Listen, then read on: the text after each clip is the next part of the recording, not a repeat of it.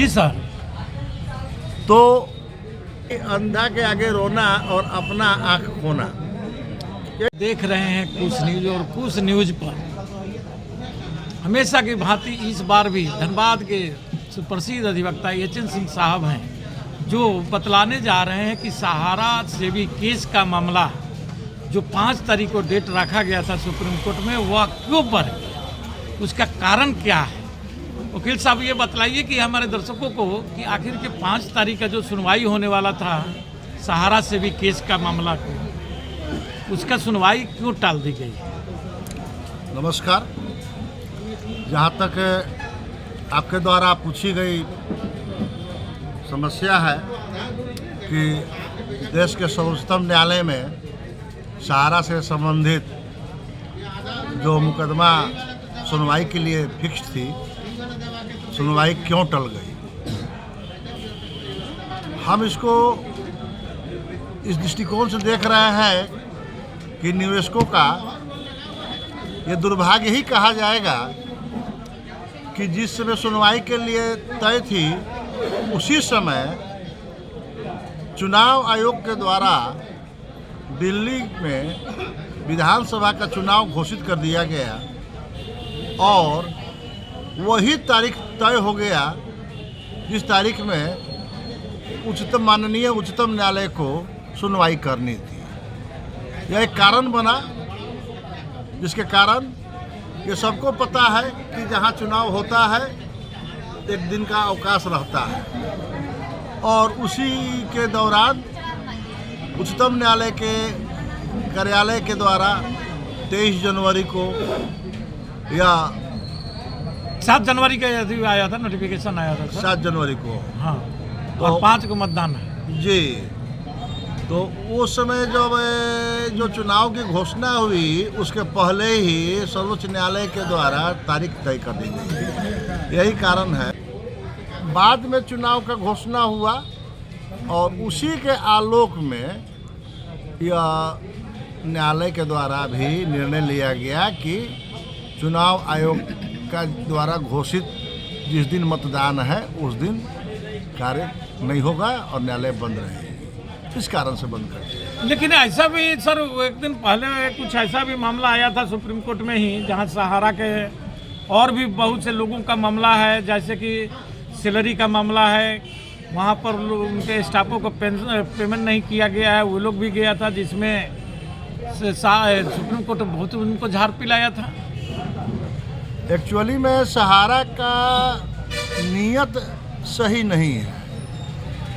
न्यायालय में जाकर सहारा के द्वारा बताया जाता है कि हमें पैसा देना है, तो सहारा के हम पैसा देने के लिए तैयार हैं। हाँ, हम पैसा देने के लिए तैयार है, हमें पैसा देना है। तो साहब जब आपको पैसा देना है तो आपको रोका कौन है, लेकिन पैसा तो देना नहीं है।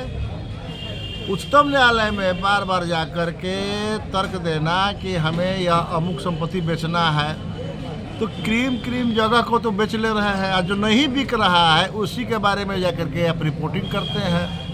तो न्यायालय सब समझती है, जनता भी समझ रही है, न्यायालय भी समझ रही है। न्यायालय के द्वारा टीका टिप्पणी किया भी गया कि आपका नियत सही नहीं है।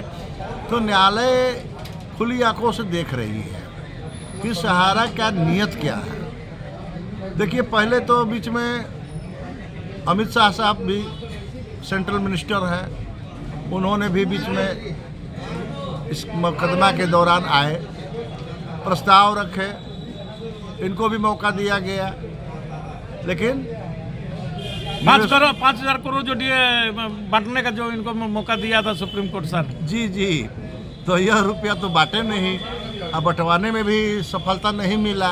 क्या कारण तो है सर? अब जानबे करते हैं कि नेता है, राजनीति है, राजनेता है, तो बहुत सा काम राजनीति के ख्याल से भी करना पड़ता है। राजनेताओं की अपनी कुछ मजबूरियां होती है, इससे इनकार नहीं किया जा सकता है कि और इनके द्वारा पहल किया गया, जनता इनके विश्वास में आई भी और इसका इनको फायदा भी मिला।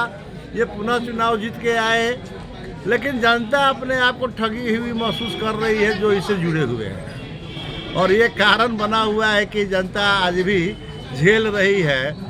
अब रह गया कि अगर हम रोते हैं तो किसके सामने में रोए। वो कहा गया है कि अंधा के आगे रोना और अपना आँख खोना, यह स्थिति बनी हुई है। लेकिन उसमें भी बतलाया जाता है सर कि सहारा का जो सीआरसी रिफंड पोर्टल जो अमित शाह जी के अधीन आता है, उसमें सहारा इंडिया सही डाटा नहीं देता है, इसलिए वो लोग पैसा नहीं बांट रहे। ऐसा भी कहा जाता है कि सहारा सही डाटा नहीं दे रही है, और इसे देने में जो दे भी रही है तो कुछ गलत दे रही है। इसके कारण बहुत सी कठिनाइयाँ भी आ रही है।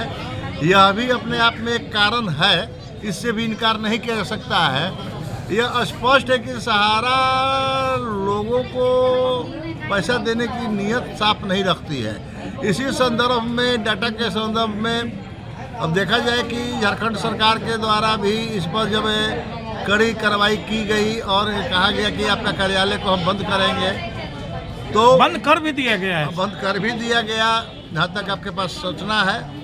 तो इसमें जाकर के झारखंड के हेड डिपार्टमेंट ऑफ पुलिस के पास जा कर के इनके द्वारा आग्रह किया गया कि नहीं, हमें पैसा देना है, हमको बंद नहीं किया जाए, हम देना चाहते हैं। तो इनके आग्रह को पूर्ण रूपेण स्वीकार नहीं किया गया, लेकिन पार्टली स्वीकार किया गया कि ठीक है, आपका सभी कार्यालय बंद रहेगा, लेकिन आपका मुख्य कार्यालय झारखंड का चालू रहेगा। आप अगर देना चाहते हैं तो दीजिए। 15 दिन का टाइम दिए हैं डीजीपी साहब, 15 दिन का टाइम दिए हैं। हाँ, तो उसी में लिए इनको कुछ छूट दी गई है। अब देखना है कि कितना इनका नियत सही है, और क्या फिर एक बार डीजीपी साहब को भी क्या ये उसी तरीके से करेंगे जैसे कि हर जगह पे करते आ रहे हैं।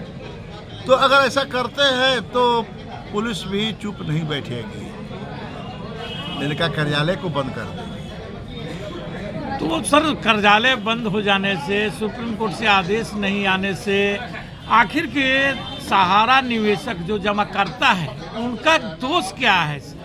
उनको क्यों प्रताड़ित हुए हो रहे हैं? उनके साथ न्याय क्यों नहीं मिल रहा है? बात है कि देखिए, कानून में व्यवस्था है कि किसी को आपको ठगना नहीं है, चीट नहीं करना है। कानून ही सरकार बना सकती है, कानून बनाई भी है।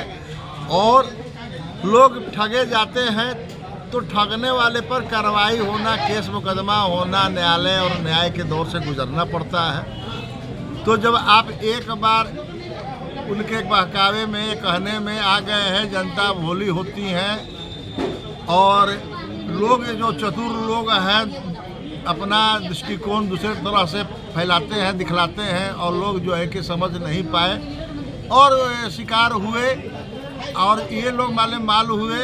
और जब देने का समय आया तो अपने आप को बोल दिया कि हम कंगाल हो गए। तो ऐसे तो चलता नहीं है। तो नहीं, इसका परिणाम भी उनको भुगतना पड़ा है, और जनता भी इसका खमियाजा उठा रही है।